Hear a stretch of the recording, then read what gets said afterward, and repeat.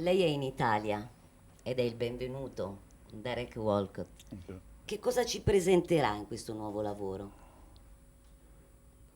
I do a lot of storyboard illustration um, for my plays, or if I'm trying to work on a film. But I also do separate paintings, not just storyboard paintings. The landscape that I'm from St. Lucia, is part of my poetry, and naturally my painting would also be a part of the landscape. But I don't try to paint as if it were poetry. I try to paint as if it is painting. And I think the two things for me are separate, poetry and painting. So my painting is separate from the poetry because I think it's two different occupations in a way.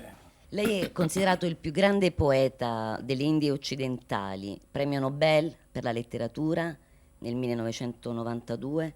Nella sua opera esprime il conflitto tra l'eredità della cultura europea e quella delle sue origini, le Indie occidentali, in particolare Saint Lucia e i Caraibi.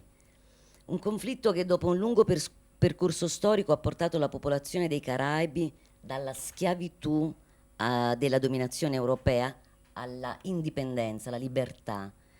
È vero che lei si sente un nomade tra queste due civiltà, non appartiene né all'una né all'altra, oppure è più semplicemente, si potrebbe dire che queste due civiltà coesistono in lei? I get invited to many places in the world. Um, you know, I'm going to go to South America very soon, etc. So with the Nobel Prize, there comes a lot of invitations to literary festivals and like here, coming to Rome and all of that. But I am a Caribbean person, and I'm very, very emphatic that that's what I am. I'm not not a European writer. Europe is a strange place for me. It's not my home. And I do feel when I'm here that I don't really belong here, but I observe as much as I can. And obviously the influence of Europe is very strong in the Caribbean, and I'm aware of that presence. Nascere e crescere in una piccola isola, un'isola vulcanica, ex colonia britannica, come ha influenzato la sua produzione letteraria? Well, St. Lucia is a very small island, but when you're living there, it feels big in a sense that you have to go a certain distance and so on. You adjust to the size of places, right? Like Rome is an immense city, you know. Yes. And when you are in Rome, then, you don't belong here, so you feel alienated a little bit. But I think the thing I've never really been confused about who I am, about my identity. I know where I like and where I belong, and that is in St. Lucia, in a tropical location, right? But I understand and I can appreciate the absorption of Europe into my experience. Suo padre era un artista. Ecco, lei ha anche un fratello gemello, ed entrambi foste abbandonati da vostro padre quando eravate ancora molto piccoli. Quanti anni avevate e che traccia ha lasciato in lei e suo fratello, naturalmente, questo abbandono? My father died when me and my brother, I'm a twin, and now he is himself dead, but my father died when we were 1 year old. Oh. My mother she had 3 children, 2 of us and my sister, who recently died as well. But I felt very early, as I've written, that I wanted to continue the work of my father as a painter, as an artist, and as a writer. So he was a presence all the time in my youth, and he's still a presence even now at my age, right? my mother was very encouraging to me, helped me a lot, and understood, I think because of my father, that I wanted to be a writer, and to be in St. Lucia and wanting to be a writer would be a little absurd, perhaps, but she was very encouraging. So, so I think that's why I continued to want to be a writer and a painter. Chi le ha trasmesso poi l'amore per la poesia? My mother, who was a teacher, used to recite a lot of poetry. She was also an actress. She had acted in plays. So she would recite certain parts of Shakespeare, like Merchant of Venice and so forth. And then, of course, my father had stuff that he left, some paintings and some drawings and so on. So she understood when I said I wanted to be a writer, because she was a teacher. She taught, in primary school, but she was very, very encouraging to me. She gave me, I asked her once if I could have $300 to publish my own book. And in those days, $300 must have been a lot of money. She was a teacher, but she gave me the money and I printed my first book of poems. Right? So I grew up in that feeling, that atmosphere, that I would be continuing my father's work. Ci spiega come funziona la cattedra di poesia all'università? Perché lei ha insegnato anche poesia a Boston. Well, I've not only taught in Boston, I've taught in a lot of places, mainly in America, Columbia University, New York University, Boston, and so on. A lot of Europeans are amused at the idea that there could be a thing called a creative writing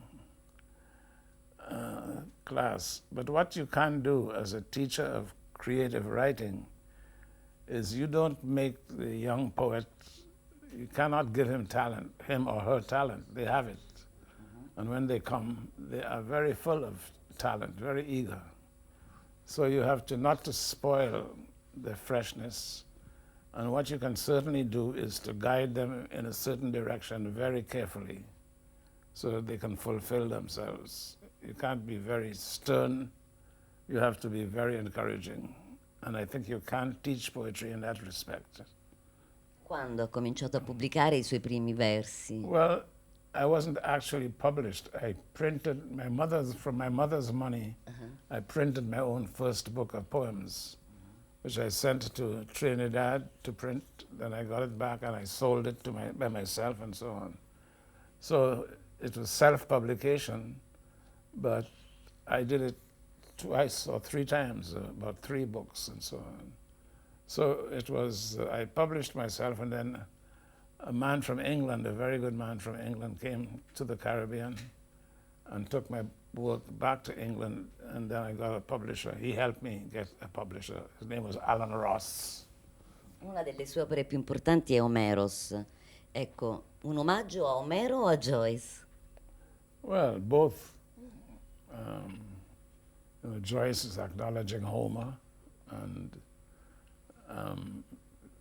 through Joyce you're acknowledging Homer. So I would say both, but particularly Joyce, I think. Non è un poema tragico. I personaggi hanno gli stessi nomi del poema tragico di Omero. E allora che cosa è, se non è un poema tragico?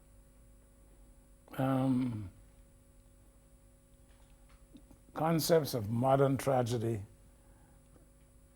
are very complicated. Joyce was, for instance, the first person, one of the few people who did a huge book, an epic book, with a very ordinary man, a simple person. So I don't think of the book as an epic. I think of it as something that has to do with the ordinary life of people and not the heroic life, really. I classici greci non appartengono alla sua formazione culturale, allora quali sono stati i suoi maestri, cioè quelli che hanno maggiormente influenzato la sua formazione letteraria?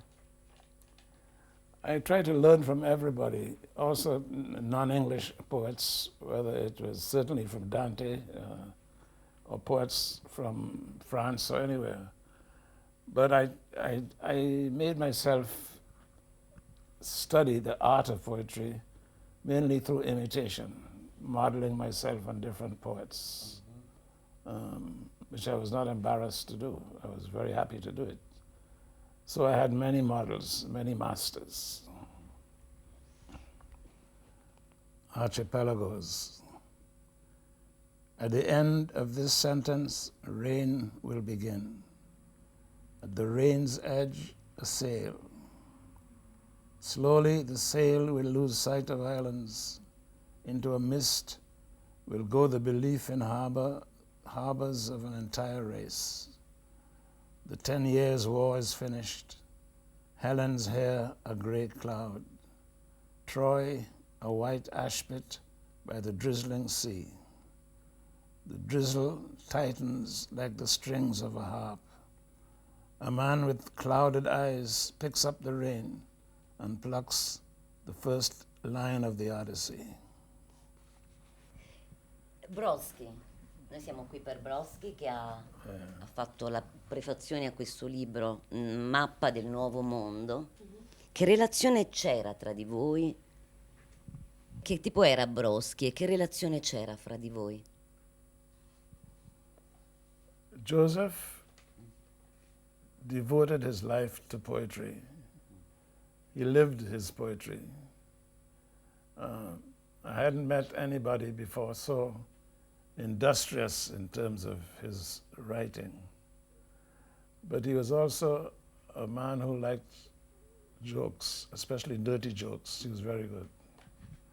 So we had that sense, I think we had that sense of humor in common. But he was an example to me of someone who devoted his life completely to poetry.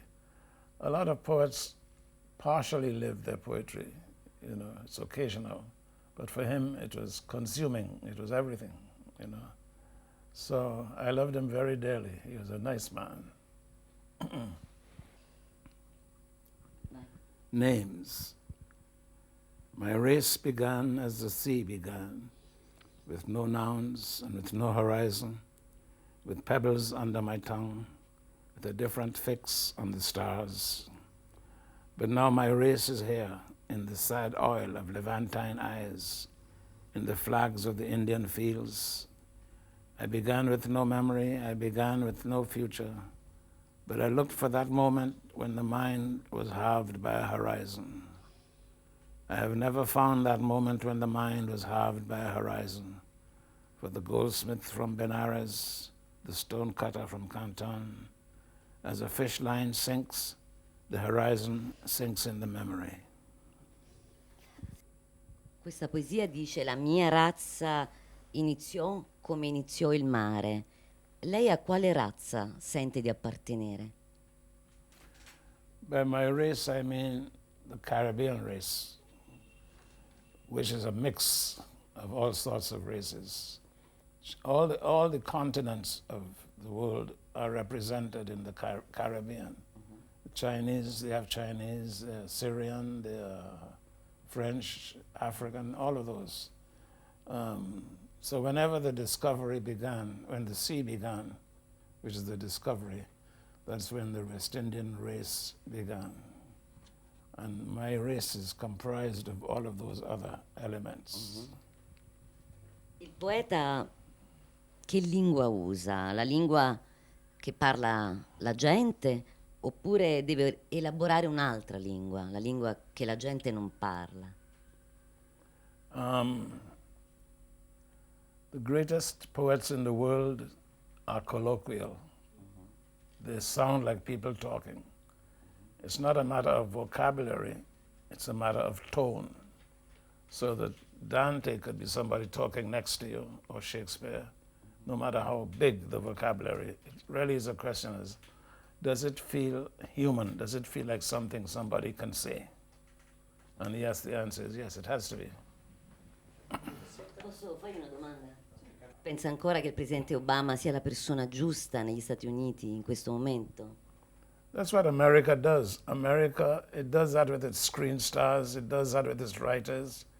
It glamorizes them and then it turns on them for being famous. So if a lot of people are turning against Obama now, I'm not surprised because so many of them praised him when he came in, you know.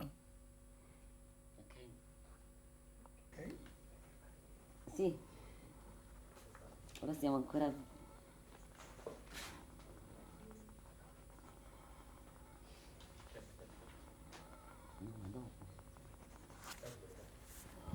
Ah, grazie, anche questo è mio. Omeros.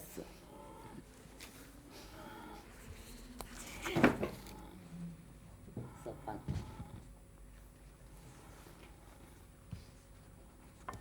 Grazie.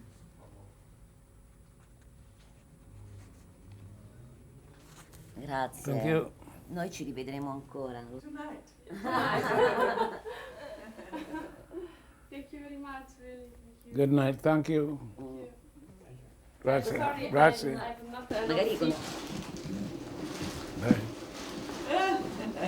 Thank you.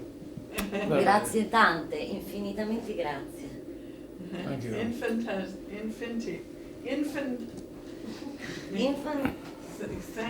you. Thank you.